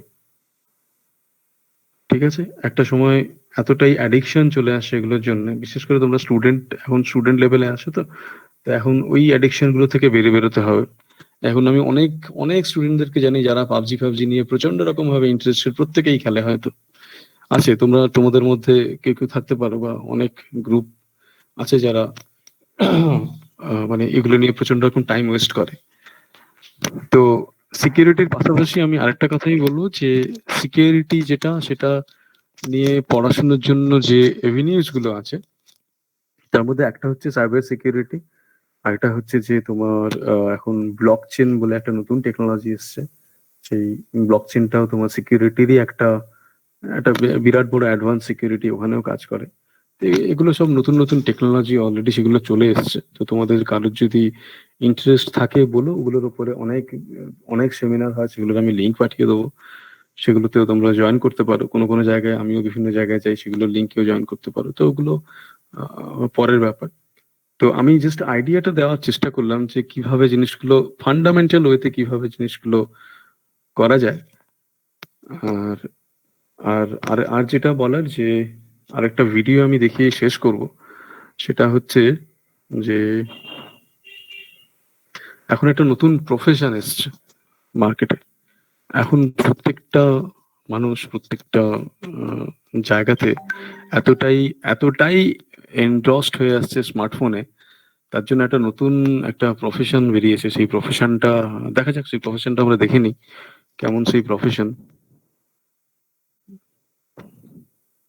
দেখে নিই সেই প্রফেশনটা, যদি তোমরা কেউ ইন্টারেস্টেড থাকো। এই প্রফেশনটা অলরেডি বিদেশে চলে এসছে, খুব শীঘ্রই সেটা ইন্ডিয়াতেও ঢুকবে। তো তোমরা যদি এই অ্যাডিকশনটা না ছাড়ো এই ধরনের পাবজি বা এই ধরনের মোবাইল গেমস বা এগুলোর উপরে, তো you see actually what happens here.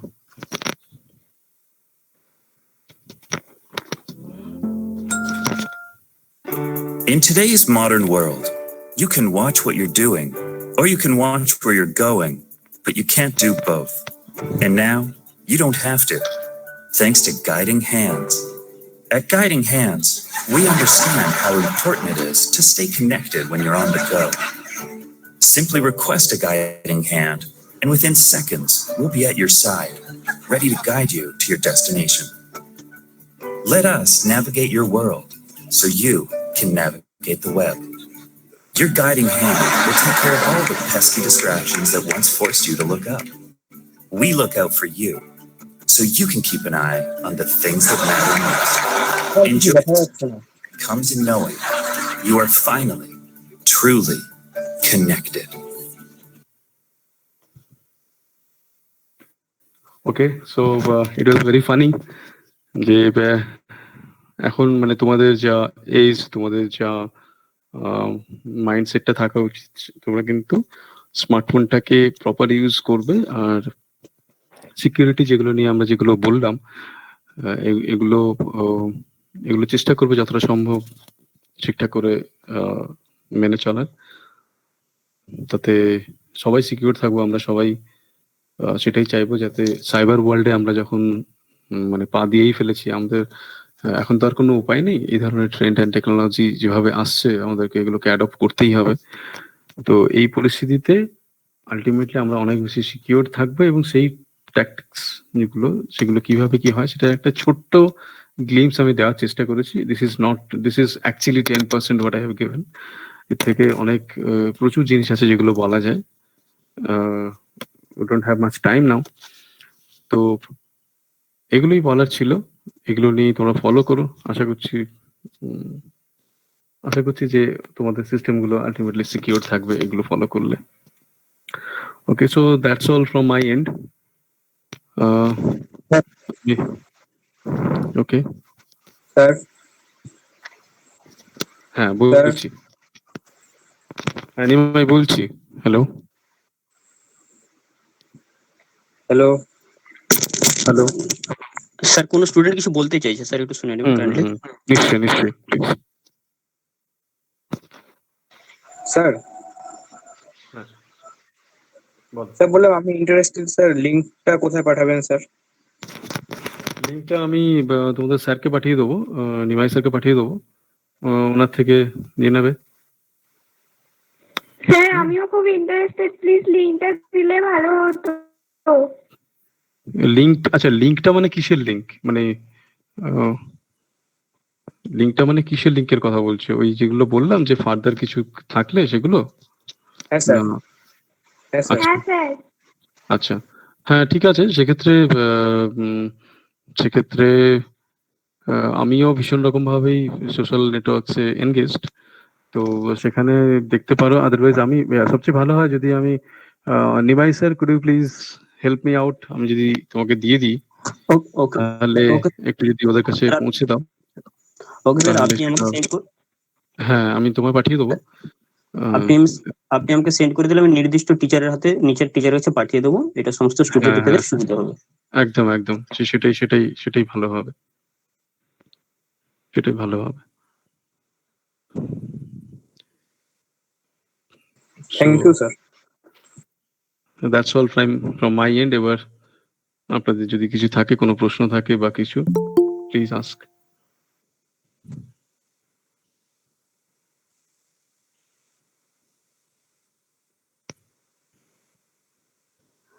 কোনো স্টুডেন্টের এন্ড থেকে কিছু কোশ্চেন থাকলে স্যারকে করে নিতে পারো এখানে।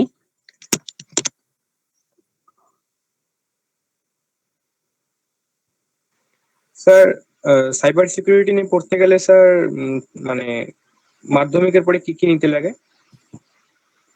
দেখো, সাইবার সিকিউরিটিটা এখন এমন একটা ডোমেইন না, তোমাকে বেটার হচ্ছে এগুলো নিয়ে যদি তুমি ইঞ্জিনিয়ারিং লাইনের দিকে যাও। কারণ ইঞ্জিনিয়ারিং হোক বা ব্যাচেলার অফ কম্পিউটার অ্যাপ্লিকেশনস হোক, এই ধরনের লাইনগুলোতে গেলে দেখো সাইবার সিকিউরিটি এমন কোনো কোর্স তুমি হুট করে পাবে না যে 3 বছর ধরে ওইটা নিয়েই শুধু কাজ হচ্ছে, মানে পড়াশোনা হবে। তোমাকে একটা বেসিক ইঞ্জিনিয়ারিং এর যে সাবজেক্ট গুলো হয়, মানে কেউ ধরো কম্পিউটার সায়েন্সের কিছুই জানে না, সে যদি এখন বলে যে সাইবার সিকিউরিটি নিয়ে এগোবে, সেটা তো হবে না। তো যার জন্য ইঞ্জিনিয়ারিং এর দিকে যাওয়া ভালো বা কম্পিউটার অ্যাপ্লিকেশন এর দিকে যাওয়া ভালো। সেই জন্য একদম বেসিক যেটা ফিজিক্স, কেমিস্ট্রি, ম্যাথমেটিক্স, এগুলো থাকলে ভালো, সেগুলো নিয়ে করা যেতে পারে। যদিও আমি অনেককে জানি যারা মানে খুব ভালো রিসোর্স, যারা এমনও আছে কেউ কেউ যে আর্টসে গ্রাজুয়েট হয়েও তারা খুব স্পেশালিস্ট হয়ে গেছে, কিন্তু তাদের অপরচুনিটিটা খুব কম। মানে যারা খুব এক্সেপশনালি ভালো, তাদের জন্যই কিন্তু ডিফারেন্ট ট্র্যাক থেকে গিয়েও সাইবার সিকিউরিটিতে কাজ করা যায়। তো ইটস বেটার একটা প্রফেশনাল ডিগ্রি, যেটা কম্পিউটার অ্যাপ্লিকেশনস বা BTech in computer science and engineering, এগুলোর উপরে করে নিলে, এবং ওটার উপরে স্পেশালাইজেশন যেটা, সেটা সাইবার সিকিউরিটি উপরে যদি করো, তাহলে সেটা ভালো হবে। মানে 2 বছর ধরো বেসিক ইঞ্জিনিয়ারিংটা হলো, বেসিক কম্পিউটার সায়েন্স ইঞ্জিনিয়ারিং এর যা যা পেপার গুলো হলো সেগুলো হলো, তারপরের ইয়ার গুলো হয়তো সাইবার সিকিউরিটি রিলেটেড যে পেপার গুলো সেগুলো নিয়ে হলো। তো এভাবে এগোতে পারো। আর স্যার বিভিন্ন যে সার্টিফিকেশন গুলো হয় যেমন ওএসসিপি স্যার, এগুলা কি মানে কলেজের পরে করার? হ্যাঁ, সার্টিফিকেশনের দিকে যেতে পারো, তবে আমার যেটা ওএসসিপি। হ্যাঁ ডিএসসিপি এগুলোতে যেতে পারো, তবে আমার যেটা বক্তব্য যে এই সার্টিফিকেশন গুলো শুধু করলে না তোমার মানে কি বলবো সাকসেসের এভিনিউ গুলো অনেকটা ন্যারোয়ার হয়ে যায়। মানে তুমি যে কোনো একটা ভালো এমএনসি তে ধরো তুমি জয়েন করতে যাবে, ওদের প্রাইমারি রিকোয়ারমেন্ট হচ্ছে হয় তোমাকে একটা graduate in computer applications minimum হতে হবে, আদারওয়াইজ বিটেক হতে হবে, বিটেক ইন কম্পিউটার সায়েন্স হতে হবে। ঠিক আছে, তুমি একটা সার্টিফিকেশন করার পরে আলটিমেটলি ওই ডিগ্রি গুলো যদি তোমার কাছে না থাকে, তুমি দেখবে যে সব জায়গাগুলোতে তুমি চান্সই পাচ্ছ না, স্কোপটাই অনেকটা ন্যারো হয়ে যাবে। তো ওটা একটা বেসিক প্রোটোকল থাকে, এইচআর পলিসি থাকে প্রত্যেকটা এমএনসি গুলোর, যেটা দিয়ে মানে কি বলা যায়, যেটা দিয়ে ওরা মানে বেসিক একটা রিকোয়ারমেন্ট থাকে ওদের, যে বেসিক মিনিমাম এলিজিবিলিটিটা একটা থাকে, ইদার বিসিএ অর বিটেক, সেটা একটা নিয়ে তারপরে তুমি সাইবার সিকিউরিটির উপরে কাজ করতে পারো। তো ওই জন্য একটা একটা বেসিক ডিগ্রি থাকাটা ভীষণভাবে দরকার, তার সঙ্গে এগুলো অ্যাসোসিয়েটেড ওয়েতে তুমি রাখতে পারো। সার্টিফিকেশন মানে তুমি নিজে করতে পারো, অনেক সময় দেখবে যে কোনো কোম্পানি তোমাকে হয়তো হায়ার করেছে, তোমাকে নিয়েছে আফটার ইয়ার গ্রাজুয়েশন, সে হয়তো তার প্রজেক্টের পারপাসে তোমাকে দিয়ে ওই সার্টিফিকেশন গুলো একদম নিজেদের কষ্টেই করিয়ে নিল। সেক্ষেত্রে তোমাকে আর আলাদাভাবে আলাদাভাবে আর তোমার ইয়ে করতে হবে না, মানে সার্টিফিকেট গুলো করার দরকার নেই।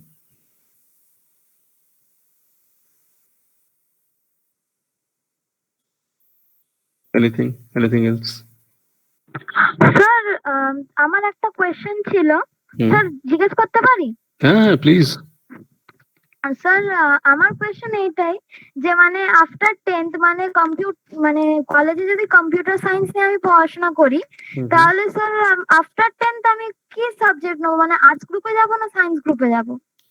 দেখো আর্টস গ্রুপে গেলে না কম্পিউটার নিয়ে কাজ করাটা একটু মুশকিল ইন দ্য সেন্স, মানে কম্পিউটার সাবজেক্টটা না অ্যাকচুয়ালি এসছে ম্যাথমেটিক্স থেকে, ম্যাথমেটিক্স থেকেই কিন্তু কম্পিউটারের জন্য।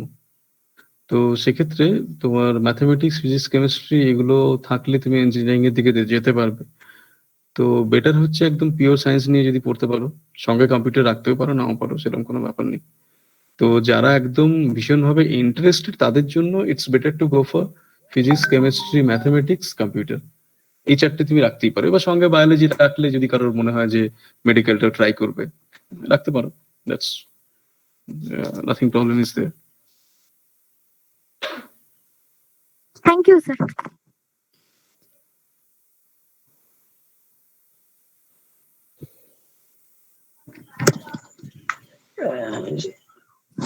ওকে স্যার, আমাদের এই প্রোগ্রাম আর বিশেষ দীর্ঘায়িত না করে স্যার আমাদের প্রতিষ্ঠানের পক্ষ থেকে এবং এইচএম এর পক্ষ থেকে আপনাকে আবার অসংখ্য ধন্যবাদ এবং কৃতজ্ঞতা জ্ঞাপন করি।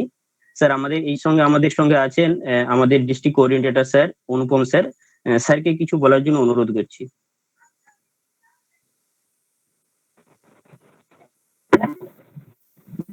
নমস্কার। হ্যাঁ নমস্কার। আমার এখানে অ্যাকচুয়ালি নেটওয়ার্কটা খুব প্রবলেম করছে, আমি তাই ভিডিওটা অন করছি না। নমস্কার স্যার। তো শিডিউল থেকে স্যার আমাদেরকে এই টাইম দেওয়ার জন্য আপনাকে অনেক ধন্যবাদ। আপনাকে আমি বলি, আমি জানি না এই প্রজেক্টটার সম্বন্ধে কতটা আপনার জানা আছে। আমরা বেসিক্যালি এটা এমনি করছে সেটা 9 থেকে আমরা স্কুল এডুকেশন, যাতে করে আমরা যে গতানুগতিক যে পড়াশোনা করছিলাম সেখান থেকে আমরা বেরিয়ে যাতে করে একেবারে জব রেডি হয়ে আমরা ছেলেদেরকে তৈরি করতে পারি, যাতে করে ইন্ডাস্ট্রির যে একটা গ্যাপ থাকে সেই গ্যাপটাকে পূরণ করার জন্য।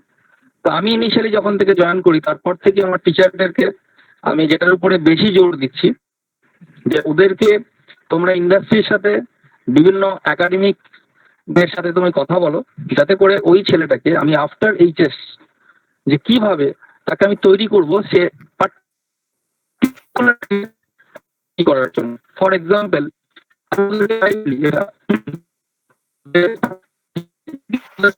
পড়াতে চাই, আপনার কথা মাঝে মাঝে ডিস্টর্ট করছে। তারপর আমার কি আওয়াজটা শুনতে পাওয়া যাচ্ছে না? হ্যাঁ, এখন ঠিক আছে, বলুন। এখন শুনতে পাচ্ছি, বলুন।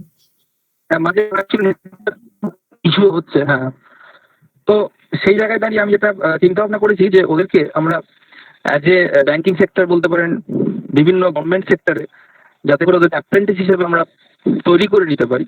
তো সেই জায়গাটার জন্য আমি এদেরকে চেষ্টা করছি। ফার্দার স্টাডিজ তো অবশ্যই আছে, যে যাতে করে এইচএস এর পরে টেকনিক্যাল এডুকেশনের উপরে, বিশেষ করে আমার শুধুমাত্র কলকাতায় স্কুল না, আমার 40 স্কুলস আমি দেখি, যেটা আমাদের অল ওভার ওয়েস্ট বেঙ্গল, এমন আপনার আলিপুরদুয়ার থেকে শুরু করে, কোচবিহার থেকে শুরু করে প্রত্যন্ত গ্রামের দিকেও আমার স্কুলগুলো আছে, যেখানে আমার এই স্টুডেন্টসরা এর থেকে উপকৃত পায়। সেই জন্য আমরা এটার উপরে খুব কাজ করছি। তো আমি স্যার আপনাকে আমি রিকোয়েস্ট করব, এরকম সেশন তো নেবেনই, তার সাথে যদি আপনি আমাদেরকে অ্যাজ অ্যাডভাইজার হিসেবে কাজ করেন, তাহলে আমরা হয়তো ধীরে ধীরে এই স্টুডেন্টদেরকে যুগোপযোগী তৈরি করার ক্ষেত্রে আমরা খুবই লাভবান হব। তো সেই জন্য আপনাকে স্যার রিকোয়েস্ট করছি যে আপনি আপনার বিজি শিডিউল থেকেও অন্তত মাঝে মাঝে যদি একটু করে আপনি আমাদেরকে একটু গ্রুমিং করেন বা আমাদেরকে সাজেশনস দেন, তাহলে আমরা সোসাইটির কাছে কিছু একটা দিতে পারবো। এইটুকু বলে স্যার আমি আমার বক্তব্য শেষ করছি। Thank you. হ্যাঁ, thank you sir, thank you. হ্যাঁ, নিশ্চয়ই। আমার খুব ভালো লাগবে আপনাদের সঙ্গে অ্যাসোসিয়েটেড হয়ে কাজ করতে পারলে, ভীষণ ভালো লাগবে। ডেফিনেটলি আমি থাকবো একদম। যখন কোনো রকম কোনো কিছুতে আমি যদি ইনভলভ হতে পারি, আমার নিজেরই ভালো লাগবে। আর সেকেন্ডলি এটা যে আমি অ্যাকচুয়ালি আমি নিমাই স্যারকেও বলছিলাম যে এই ধরনের প্রোগ্রামগুলো অনলাইন ঠিক আছে, অনলাইনে অ্যাকচুয়ালি যেটা কিছু তো লিমিটেশন থাকেই, কারণ আমরা যারা একসময় পড়াশোনা করে এসেছি, আপনারা বা আমরা সবসময় ওই চক এন্ড টকেই বিলিভ করি। আমরা আমিও যখন পড়াই একই একই ধ্যান ধারণা নিয়েই পড়াই। তো অনলাইনে এই সেমিনার অবধি ঠিক আছে, এর থেকে বেশি কিছু করানোটা কিন্তু খুব মুশকিল। আজকে আজকে অনেক কিছুই আমি বলতে পারিনি যেগুলো পিপিটিতে ছিল, সেগুলো হয়তো যদি বোর্ডটা থাকতো আমার কাছে, আমি যদি সামনাসামনি ওদের সঙ্গে থাকতাম, ডেফিনেটলি এটা অনেক ভালো হতো, ভালো করে আমি জিনিসগুলো বুঝিয়ে দিতে পারতাম। আমি যেটা বলেছি সেটা অনেকটা উপর একটু ভাষা ভাষা টাইপের অনেকে লেগেছে হয়তো, কিন্তু ওটাই কিছু লিমিটেশন তো অনলাইন প্ল্যাটফর্মের আছে, অনেক অ্যাডভান্টেজ যেমন আছে, লিমিটেশনও আছে। তো আমি যেটা চাইবো, এরপরে আমি নিমাই স্যারকেও রিকোয়েস্ট করবো, বা আপনি ডিস্ট্রিক্ট কোঅর্ডিনেটর স্যার আছেন, আমি যেটা বলবো যে ব্যস্ততা প্রচুর থাকবে, আমারও থাকে, ঠিক আছে, তার মাঝে যদি কখনো সম্ভব হয় ফিজিক্যালি যদি আমি এদের সঙ্গে মিট করতে পারি, যে কোনো স্কুল, যে কোনো ইনস্টিটিউশন, সেটা দেখুন সবকিছু ডিপেন্ড করছে আমি কতটা অকুপাইড আছি তার উপরে। আমি তারপরেও বলছি, যদি সেটা সম্ভব হয় আমাকে বলবেন, আমি ডেফিনেটলি সেটা টাইম করে নিশ্চয়ই যাওয়ার চেষ্টা করবো, কারণ এই ইন্টারাকশন গুলো করতে আমার নিজেরও ভালো লাগবে। ব্যাস এটুকুই।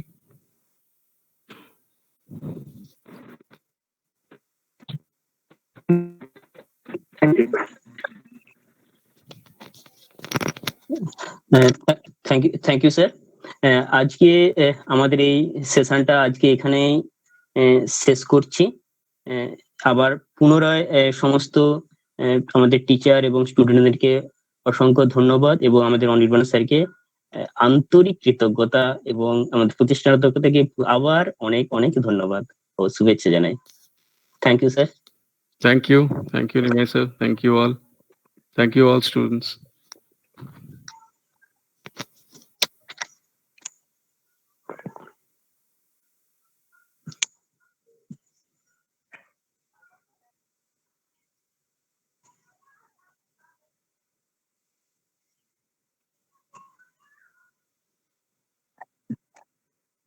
হ্যাঁ Utpal da, welcome, most welcome.